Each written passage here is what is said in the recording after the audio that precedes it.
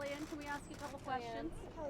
Does President Trump have a reaction to the Attorney General? Bill Barr has testified today, I believe, that he believed Director Mueller's objection was primarily to the media coverage, wink wink, of the letter. Well, no, they had a conversation, and the Attorney General is testifying as to that conversation today.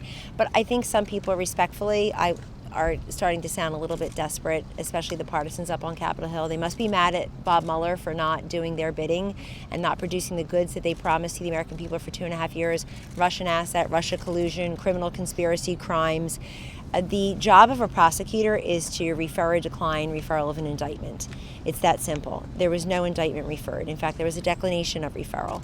And I know everybody wants to find something that's not there, well, many people, and to impugn the integrity, reputation, character, and competence of Bill Barr, and coming from certain people who are doing that is really rich, including people on Capitol Hill who never seem to be under oath, but always have an opinion about things for the last 2.5 years, promised there would be proof of conspiracy, promised there was collusion. Now are saying the word collusion doesn't even have meaning.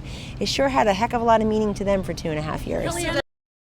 So Bill Barr is the Attorney General of the United States. I think people should start showing him some respect, and he addressed under oath today his opinion of some of the news reports that are out there.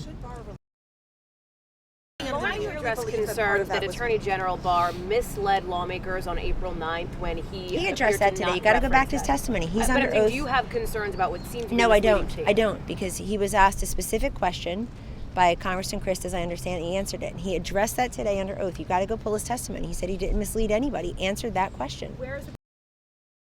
Look, I know a lot of people are very disappointed in the Mueller team. They think they should have gone on longer. They should have waited to deliver the goods. They should have finished a job where Hillary failed, which is to keep Donald Trump out of the White House, in this case to deny him staying here in the White House. They're upset. They thought that some of their friends and pals and allies would get the job done. That's not their job. Their job is not to do anybody's partisan bidding or to make fantasies written or talked about on cable TV true. Their job is to investigate, and they did. And their conclusions are in 448 pages.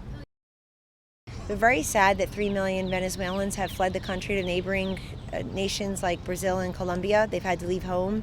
They've been denied basic humanitarian needs like food and water and medicine. We've certainly have delivered those as we can.